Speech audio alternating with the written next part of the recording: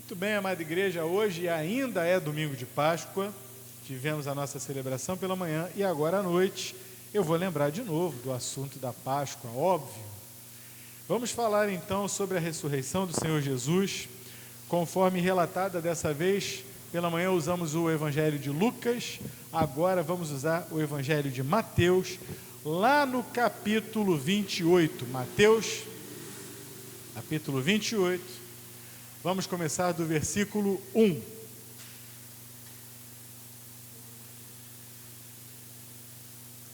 Observem como é interessante que não havia essa coisa do domingo, até porque a palavra domingo é uma corruptela do termo latino domenico. E domênico é o Senhor, ou seja, domingo é o dia do Senhor. Portanto, no tempo aqui do Antigo Testamento, do Novo Testamento, também não havia essa designação. E olha como o texto bíblico chama, Mateus 28, 1. Depois do sábado, no primeiro dia da semana. Que coisa, hein? Não tinha um nome específico. Depois do sábado, primeiro dia da semana. Hoje nós chamamos de domingo. Bem cedo, Maria Madalena e a outra Maria foram visitar o túmulo. Eu queria lembrar aqui a vocês quem era Maria de Magdala. Maria Madalena. Esta mulher teve um encontro com o Senhor Jesus. Um encontro que deu paz, sossego, tranquilidade, libertação e verdadeira alegria para aquela mulher. Porque diz a Bíblia que Jesus expulsou 7 demônios de Maria de Magdala, de Maria Madalena. E essa mulher, a partir de então, ela foi tocada por Jesus e ela não largou mais dele. E ela andava com o grupo. E você só pode fazer comigo esse exercício de imaginar como estava o coração de Maria Madalena. Ele havia morrido na sexta-feira, havia sido enterrado no fim da tarde da sexta-feira, antes do pôr do sol, porque ao se pôr o sol, iniciaria o sábado e aí era complicado, então enterraram Jesus às pressas. E como o enterraram às pressas, não foi possível fazer toda a preparação com os óleos, os ungüentos costumeiros que eles faziam para a preparação do corpo. E aquilo ficou na mente de Maria. E havia nela e na outra Maria que estava com ela uma preocupação. Enterraram o Senhor, o meu Senhor, aquele homem que me libertou, de uma maneira indigna. Eu não posso fazer nada por ele, mas eu desejo dar a ele pelo menos a dignidade de um enterro decente, de um enterro feito com carinho por alguém que o amou e que o respeitou e que tinha uma dívida de gratidão para com ele. Não preciso dizer que havia ali toda uma dificuldade. Elas eram 2 mulheres e o túmulo onde ele estava era escavado numa rocha, e uma pedra pesada ficava sobre a porta e era rolada. Maria, ou melhor, as Marias não teriam a menor chance de rolar aquela pedra. Além disso, havia um porém a mais. O pessoal lá do Sinédrio tinha pedido a Pilatos que fossem colocados guardas para vigiar o túmulo do Senhor Jesus, porque disseram eles, pode ser que os discípulos daquele falso Messias queiram roubar o corpo e dizer que ele ressuscitou. Isso passou pela mente dos líderes religiosos. Portanto, o quadro que se desenhava era as 2 Marias chegando na madrugada do primeiro dia da semana, diante de um túmulo cavado na pedra e trancado por uma pedra que elas não teriam como guarnecer ou como tirar dali, e ainda por cima, sob vigilância de 2 guardas romanos que com certeza não iriam fazer a menor questão de ajudar 2 mulheres de uma nação dominada. Parece uma sinuca de bico, parece uma impossibilidade, mas ainda assim as Marias foram. Meus irmãos, eu não quero entrar em mérito aqui, até porque a Bíblia não fala, mas eu só posso crer que essas mulheres se levantaram de madrugada e foram para aquele túmulo motivadas por um único sentimento: fé. Não há outro nome. Elas se levantaram mediante a fé e foram. Não sabemos como vai acontecer, não sabemos que solução o Senhor poderá dar, mas nós vamos. Nós temos compromisso com o Senhor Jesus, mesmo morto. Versículo 2. De repente, houve um grande terremoto, pois um anjo do Senhor desceu do céu, rolou a pedra da entrada. Olha a fé em ação. E o anjo sentou sobre a pedra. Seu rosto brilhava como um relâmpago, e suas roupas eram brancas como a neve. Quando os guardas viram o anjo, tremeram de medo e caíram desmaiados, como mortos. Tem várias ocasiões na Bíblia, quando um ser celestial é visto, e esse mesmo quadro se apresenta. Ezequiel vê uma figura angélica e desmaia como morto. Também Daniel, também João, lá no Apocalipse, quando ele vê o próprio Senhor Jesus, no Apocalipse, no capítulo 1, que ele descreve o Cristo glorificado, e ele diz: perdi as forças e desfaleci como morto, não conseguia me mexer. Em várias ocasiões que isso acontece na Bíblia. E ali estava mais uma dessas ocasiões. E se vocês observarem, no versículo 1, acabamos de ver uma série de impossibilidades. E o versículo 2 acaba de acabar com as impossibilidades. Havia uma pedra no meio do caminho, dizia o poeta, e o terremoto rolou a pedra. Havia 2 guardas guarnecendo o túmulo, e o anjo, que rolou a pedra, que sentou sobre a pedra, que se mostrou, que permitiu que aqueles guardas o vissem, acabou com a segurança, com o melhor da segurança romana. Ou seja, o caminho para as mulheres estava livre. Elas saíram de casa não sabendo disso. Elas não tinham como saber que haveria essa intervenção. Mas ali estava o milagre operado. 5. Então o anjo falou com as mulheres: não tenham medo, disse ele. Sei que vocês procuram Jesus que foi crucificado. E até aqui a gente pode observar, bom, tudo que tinha que acontecer para que elas acessassem o túmulo, aconteceu.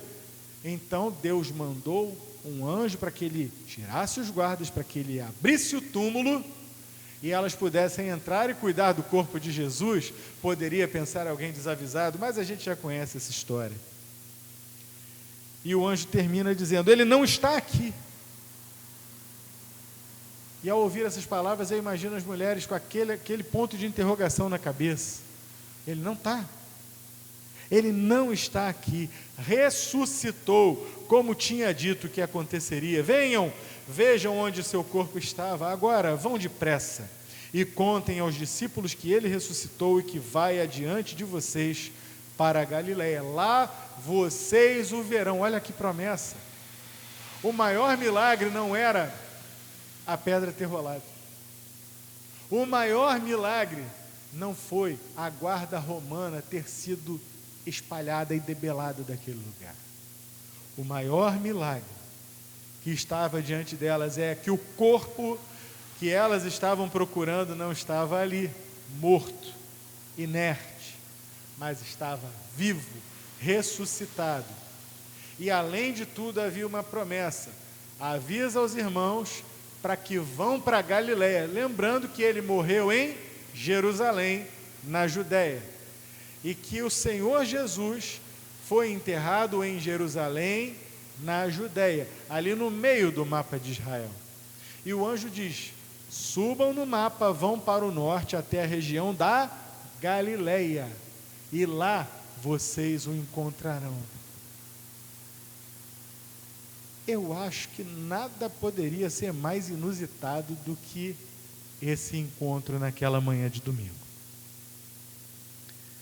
Lembrem-se do que eu lhes disse. As mulheres, verso 8, saíram apressadas do túmulo e assustadas, mas veja, em momento algum o texto disse que elas caíram diante do anjo. O anjo deu um sustão nos guardas romanos, mas as mulheres, embora temerosas, ouviram e entraram no túmulo para obedecer a palavra do anjo. Saíram apressadas do túmulo e assustadas, mas cheias de alegria. Correram para transmitir aos discípulos a mensagem do anjo. No caminho, Jesus parece que não se aguentou. O anjo tinha falado: vai para Galiléia que lá vocês vão ver. Mas Jesus se adianta, Jesus vai ao encontro. Jesus as encontrou e as cumprimentou. Elas correram para ele, abraçaram seus pés e o adoraram. Então Jesus lhes disse: não tenham medo, vão e digam a meus irmãos que se dirijam a Galiléia, lá eles me verão. Até aqui, vamos orar? Fala conosco, Senhor, nos alimenta nessa noite. Carecemos do teu amor e da tua palavra. Fala conosco, em nome do Senhor Jesus, por quem oramos. Amém. A sexta-feira foi um dia terrível.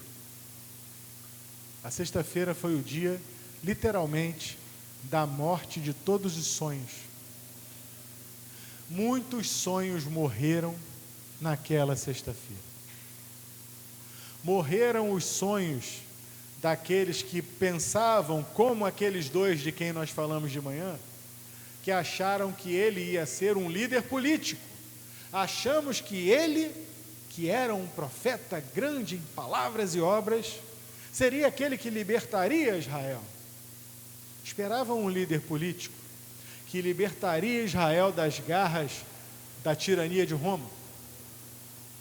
Para esses o sonho acabou na sexta-feira. Acabaram-se os sonhos daqueles que acharam que Jesus ia ser feito rei e que eles então poderiam se assentar, um à sua esquerda e outro à sua direita. E teve pelo menos 2 ocasiões em que houve essa discussão: Senhor, mas quem é que vai sentar no teu reino à esquerda e à direita? Quem é que vai ter os principais lugares? Quem ficou à esquerda e à direita do Senhor na sexta-feira foram 2 ladrões condenados, 2 salteadores. Os discípulos, que tanto queriam estar um à esquerda e outro à direita, meteram o pé, foram-se embora. Sonhos quebrados. As mulheres que sonhavam em servi-lo, em estar com ele, em se agradar da sua presença, porque afinal ele não era como os outros líderes, e muito menos os líderes religiosos, que olhavam para as mulheres como cidadãs de segunda categoria. Mulheres não podiam, como eu falei pela manhã, nem sequer ser testemunhas em processos judiciais. As mulheres dependiam do seu pai ou do seu marido para tudo. Mas aquele homem, o Senhor Jesus, ele era muito diferente, porque ele era muito proeminente, ele era muito conhecido, ele era conhecido do norte ao sul de Israel. Ele era conhecido e reconhecido pela sua palavra, pela sua ministração, pelos seus milagres, mas também pelo seu carinho, pelo seu zelo, pelo seu amor para com as mulheres. Não pensem que as mulheres eram indiferentes ao Senhor Jesus, elas faziam parte importantíssima do seu ministério. Maria, sua mãe, fazia parte do seu ministério. Maria Madalena fazia parte do seu ministério. Maria, irmã de Lázaro, e Marta, também irmã de Lázaro, eram amigas, eram uma gente amiga do Senhor Jesus. E se for por falta de Maria, eu vou botar mais uma. Maria, a mãe de João Marcos, recebia Jesus e seus discípulos na sua casa. Era uma mulher de posses e colaborava com o ministério do Senhor. As mulheres estavam sempre com ele e o observavam. E o observavam quando ele, por exemplo, entrou na casa de Lázaro. Ele era o convidado de honra. Ele era alguém que estava ali para ensinar e estava dando o ensino dentro daquela casa. Maria estava sentada aos seus pés. Marta, ocupada com o serviço da casa, em servir aos outros. E Marta se sente de tal maneira confortável que ela vira-se para Jesus, naquele contexto, e pede a ele para que ele intervenha, para que Maria vá ajudá-la. E ao invés, porque ele era uma figura de autoridade, talvez ela tenha pensado, bom, a minha irmã é folgada, mas vou aprontar uma para ela. Ele mesmo vai fazer, vai dar para ela uma palavra, dizendo que ela me ajude. Mas ela não contava com a resposta de Jesus. Ele diz, a tua irmã escolheu a melhor parte, não lhe será tirada. Como quer dizer, senta aí, relaxa, ouve, aprende, bebe. Num contexto em que as mulheres aprendiam em submissão, dentro de casa, ensinadas pelo pai ou pelo marido. Esse era Jesus de Nazaré. E era este que estas mulheres buscavam. Os sonhos delas acabaram na sexta-feira. Nem sei o que dizer dos 11, porque os 11 andavam com ele, e antes eram 12, um traiu o Senhor Jesus, e agora eles eram apenas 11. O mais conhecido, o mais proeminente, o mais atirado deles, simplesmente negou Jesus, não uma nem duas, mas 3 vezes, e saiu dali e foi chorar amargamente a sua própria covardia. Os outros se dispersaram. Apenas um ficou ao pé da cruz, João. E ao pé da cruz, João estava com Maria, a mãe do Senhor. E ele, estando ao pé da cruz, a única coisa que ele recebeu, além de ver de perto, de estar ali e ver aquela cena terrível, o Senhor coloca sobre os ombros de João um novo peso e diz, você agora vai cuidar da minha mãe, eis aí a tua mãe. Cuidou da mãe dele. Que dizer de Maria, falando nisso, né? A mãe dele. Certamente Maria estava pensando naquilo que ela ouviu do anjo Gabriel, quando o anjo disse que ela estaria grávida, descerá sobre ti o Espírito Santo de Deus e conceberás aquele que será o libertador de Israel. E depois, mais tarde, quando ele nasce, e ao 8º dia vão circuncidá-lo, e depois vão ao templo para a purificação de Maria, e lá, um homem idoso, chamado Simeão, um homem reto, íntegro, ele vai ao templo, e ali o Senhor o havia avisado, Simeão, você não vai morrer antes de ver aquele que será o libertador de Israel. E Simeão soube quando ele viu o Senhor Jesus ainda bebê. E ele pega aquele bebê no colo. E ele fala para Maria.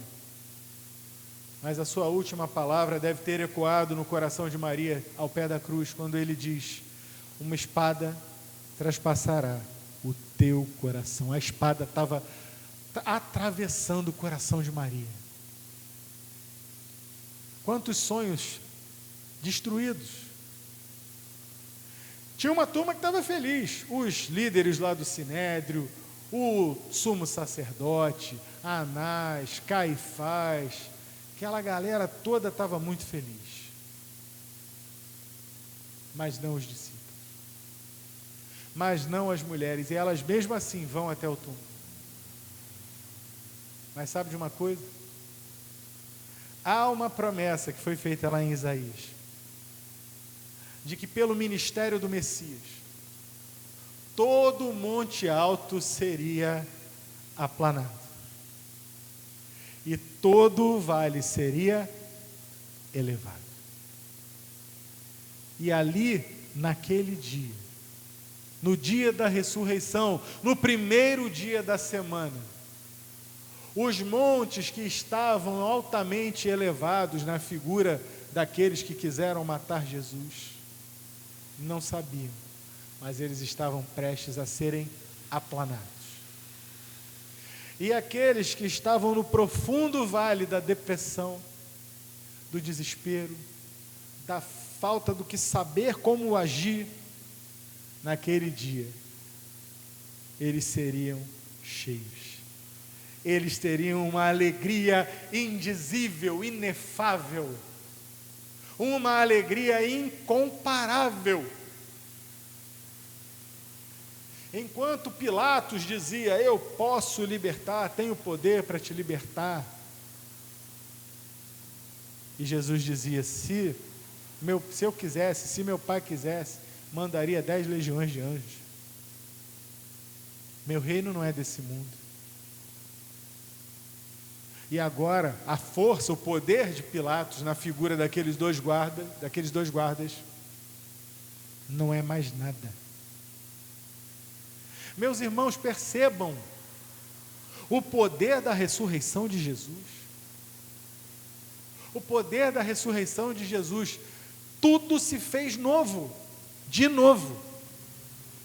Se você tinha simplesmente um homem, agora você tem a certeza de que está diante do Filho de Deus.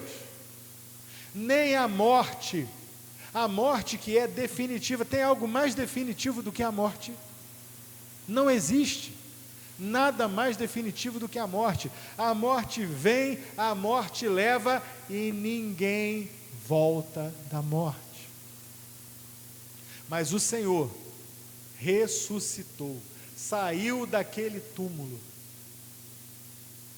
e hoje vive, reina, está assentado à destra de Deus, esperando aquele grande dia em que a trombeta vai tocar. E nós estamos esperando esse dia também. Nós não precisamos passar pelo desespero daquelas mulheres, da incerteza dos discípulos, os sonhos quebrados. Muito pelo contrário, meus irmãos, nós temos que olhar para o túmulo vazio e saber que aquele túmulo está vazio, que ele não está ali. Está escrito lá em Jerusalém: He is not here, for he is risen. Ele não está aqui porque ressuscitou. Aliás, tiraram a placa estava lá na porta do túmulo, mas era tanta fila para poder tirar uma foto com aquela placa, que a placa foi colocada num outro espaço, para não atrapalhar a visita ao túmulo lá no Getsemane. Sabiam dessa? O Senhor Jesus, então, ele ressuscita. E aquelas mulheres que chegam ali num completo estado de incapacidade, de não saber o que encontrar, agora elas ganham um novo ânimo, e como disse o texto aqui, saíram apressadas do túmulo e assustadas, mas cheias de alegria. Queridos, nós podemos, infelizmente, ficar assustados com certas coisas na nossa vida. Certas coisas nos assustam, certas coisas nos desmotivam, certas coisas nos apressam. Mas nós precisamos experimentar essa alegria. Eu imagino que aquelas mulheres sairiam dali com o coração a mil, gritando para quem quisesse ouvir: Jesus está vivo. Vocês acharam que tinham acabado com o Senhor da glória, mas não chegaram nem perto. E ali elas saem para dar a mensagem aos discípulos, e a mensagem era clara. Primeiro, ele ressuscitou, ele não está morto. Segundo, ele mandou que nós vamos para Galiléia, e lá nós vamos nos encontrar com ele. Meus irmãos, eu queria que vocês lembrassem agora do momento em que vocês tiveram o seu encontro com o Senhor Jesus. O seu encontro pessoal com o Senhor Jesus. Eu me lembro do meu, quando eu lia aquele livro, Força para Viver, e ali salta aos meus olhos o texto do Salmo 37, 5. Aquele salmo está escrito ali há milhares de anos na Bíblia. Ele tinha sido recém-impresso naquele livro que eles estavam dando aí na televisão naquela época. Mas ele saltou aos meus olhos naquele momento. Era comigo. Entrega o teu caminho ao Senhor. Confia nele. E ele tudo fará. E eu soube que ali eu tinha uma opção, ali eu tinha uma escolha, que aquilo era comigo, e que se eu ignorasse aquilo, talvez não houvesse uma outra oportunidade. E eu disse: tá bom, Senhor, tá bom. E foi isso que aconteceu com essas mulheres também. Quando Jesus se apresenta a elas, depois disso tudo, elas já estavam assustadas, elas já estavam tremendo, elas já estavam apressadas, mas toda a pressa, motivada pela alegria, tem uma pausa, quando no meio do caminho quem aparece? O próprio. Ele mesmo disse que se manifestaria quando estivessem 2 ou 3 reunidos em seu nome. Onde estiverem 2 ou 3 reunidos em meu nome, ali eu estarei dentre eles. E lá estava ele. Após a ressurreição, não bastava a palavra do anjo, aliás, a palavra do anjo bastava, era suficiente. Mas então o próprio Senhor da glória aparece, mostrando, parece que houve ali, me parece, pode ser que eu esteja me adiantando, mas me parece que o Senhor teve um prazer especial. Não, deixa eu chegar ali, deixa eu falar com Maria, deixa eu mostrar para as Marias que eu estou aqui, para que elas tenham essa alegria completa. A alegria que elas estão sentindo é uma alegria maravilhosa, mas eu quero preencher ainda um pouco mais de alegria esses corações. Ele se apresenta diante delas, e elas correm e abraçam os seus pés e o adoram. Meus irmãos, eu e vocês precisamos ter essa experiência. Eu sei que a vida cristã, a nossa vida corrida, todo dia a gente tem que matar um leãozinho por dia, às vezes 2 ou 3. Eu sei que nós temos dificuldades no trabalho, na condução para o trabalho, nós temos dificuldade na barca, no ônibus, nós temos dificuldades com os colegas de trabalho, nós temos dificuldade na escola, nós temos dificuldade na faculdade, nós temos dificuldade na vizinhança, com o vizinho de cima, com o vizinho do lado, com o vizinho de baixo, nós temos dificuldade com a família, nem vou falar da parte da família, todos nós temos todas essas dificuldades. Mas saiba de uma coisa, o Senhor Jesus quer completar a tua alegria. Procure o Senhor Jesus, como essas mulheres procuraram. Elas estavam tremendamente desanimadas, elas foram procurar o Senhor Jesus numa situação de completa vulnerabilidade, de completa desesperança, se eu posso assim colocar. chegaram ali talvez com o coração duvidoso e vazio, mas saíram dali, já plenas já ainda não, mas cheias de alegria, e essa alegria foi plena, quando Ele mesmo se manifestou diante delas. Não deixe de ler a sua Bíblia, não deixe de buscar ao Senhor em oração, não importa se é na madrugada, não importa se é logo de manhã ao acordar, não importa se for ao anoitecer, na hora de se deitar, na hora do almoço, na hora da refeição, cada um tem o seu momento, mas faça com qualidade. Você pode chegar nesse momento de oração, você pode chegar nesse momento de leitura bíblica, de se achegar ao Senhor até desmotivado, desmotivada, pode, mas vá, faça, busque, espere uma manifestação do Senhor, na sua manhã, na sua tarde, na sua noite. Permita-se entrar na presença de Deus, desmotivado, desmotivada, permita-se chegar diante de Deus com preguiça, porque às vezes a gente chega mesmo com preguiça, eu não sei, mas eu já fui ontem, eu já li hoje, e é tudo a mesma coisa, esses textos bíblicos, de repente, como aconteceu comigo, o texto salta aos olhos, ele entra no coração, o céu se ilumina, e você tem verdadeiramente um momento especial de encontro com o Senhor, e você faz como essas mulheres, você se ajoelha, e você abraça os pés dele. Senhor, como eu estava esperando por isso, como eu estava esperando por isso. O erro não está no Senhor, porque Ele não está morto, Ele não está deitado num túmulo. O erro não está no Senhor, que não se importa. Toda vez que eu e você tivermos aquela friezinha espiritual, aquela falta de vontade, de desejo, aquela preguicinha espiritual, 100% das vezes, o erro estará em você e em mim. Mas saiba que Ele não deixa de se manifestar, porque a palavra é dele, porque Ele deu promessa. Quer falar com Deus? Entra no teu quarto, fecha a tua porta e fala com teu pai, e teu pai que te vê em secreto ouvirá a oração.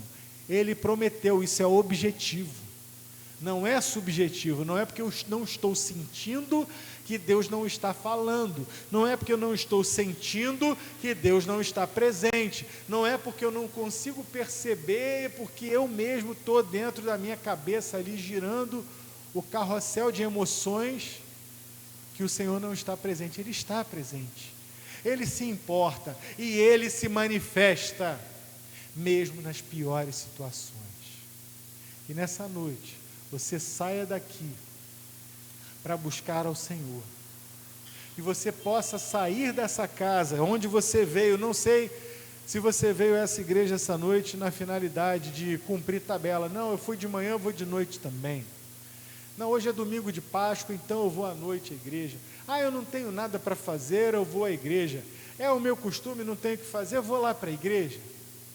Tem dia que a gente está assim, mas saiba que aqui é a casa do Senhor, aqui se reúne a igreja do Senhor, e aqui a voz de Deus fala, aqui Ele ouve o nosso clamor, aqui Ele recebe o nosso louvor, e aqui Ele se manifesta mediante a presença dos santos, mediante os dons espirituais, mediante os talentos dos irmãos, mediante a sua palavra, mediante até mesmo uma simples ordem de culto, onde são colocados versículos, mas Deus já usou durante a semana alguém para colocar aqueles versículos ali, e Ele já usou alguém durante a semana para elaborar aquela ordem de culto e colocar aqueles cânticos, aqueles hinos ali, porque Ele quer se manifestar a mim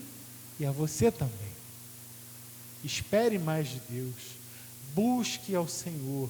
Está escrito lá em Isaías, capítulo 55, versículo 6. Buscai ao Senhor, enquanto se pode achar, invocai-o enquanto está perto. E eu volto a dizer, entrega o teu caminho ao Senhor. Ah, mas eu já entreguei, pastor. Ótimo, confia nele, confia, que ele tem provisão para hoje. Parece que está tudo morto, parece que não tem mais jeito, mas ele tem provisão para hoje. E ele que tem provisão, tudo fará, hoje e de novo amanhã, e de novo depois de amanhã, e todos os dias, porque ele mesmo disse, eis que eu estou convosco até a consumação dos séculos. Amém, meus irmãos?